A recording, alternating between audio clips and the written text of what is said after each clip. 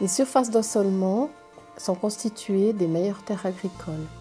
Dans le canton de Vaud, c'est 75 800 hectares qui doivent être préservés. Le problème qu'on a actuellement, c'est que la marge de manœuvre cantonale est pratiquement épuisée, ce qui implique d'une part de protéger les surfaces restantes avec soin et d'autre part de reconstituer cette marge en identifiant de nouvelles surfaces qui n'avaient pas été prises en compte ou pas identifiées à ce jour. L'identification des nouvelles surfaces d'assolement sera notamment rendue possible par le redimensionnement des zones à bâtir. Les communes qui ont des zones à bâtir supérieures à leurs besoins doivent en effet prioritairement dézoner les terrains qui répondent aux critères des surfaces d'assolement, et pour vérifier que ces critères sont remplis, un certain nombre d'opérations sont nécessaires, dont des sondages pédologiques. Pour être considéré comme une surface d'assolement, un terrain doit respecter plusieurs critères qui seront la zone climatique qui doit être adaptée à l'agriculture, la pente de moins de 18%, la surface minimale qui doit être d'1 hectare d'un seul tenant, et puis les critères pédologiques qui seront la profondeur du sol, la compaction, la masse volumique qui doit être suffisamment faible pour permettre aussi l'enracinement, et enfin c'est un terrain qui ne doit pas être pollué.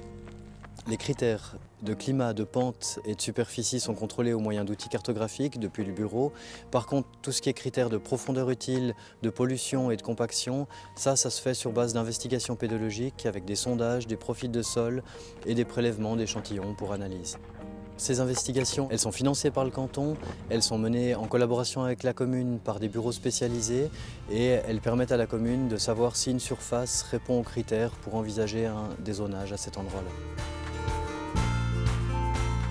Une fois qu'on a identifié les surfaces qui sont potentiellement des surfaces SDA, on va consulter les cartes géologiques pour savoir quel est le substrat qu'on a pour le sol. On va ensuite consulter les cartes géographiques pour voir au niveau du site quel est l'historique, est-ce qu'il y a des anciens chemins, des anciens vergers qui pourraient nous conduire à soupçonner une pollution. Et une fois qu'on a fait ce travail de bureau, on se rend sur le terrain et on fait 4 sondages par hectare, ce qui nous permet d'identifier des zones de sol homogènes. On va ensuite réaliser des fosses pédologiques, donc des profils qui font à peu près 1,20 m de profondeur dans chaque zone homogène. Et ces profils nous permettent de caractériser vraiment le sol, de voir les épaisseurs des différents horizons, la profondeur utile, est-ce qu'il y a des problèmes d'hydromorphie ou de compactage, etc. La dernière étape, c'est ensuite si on a un soupçon par rapport à un problème de compactage ou un problème de pollution, on va prélever des échantillons. Alors pour le compactage, ce sera dans la fosse. Pour la pollution, ce sera des échantillons composites qu'on va prendre sur l'ensemble de la surface. Et on analyse tout ça pour voir si le sol respecte l'ensemble des critères SDA. Les résultats de ces investigations pédologiques permettront de vérifier si ces surfaces répondent aux critères des surfaces d'assolement. Puis, dans le cadre du redimensionnement, ces terrains doivent être réaffectés en priorité à la zone agricole.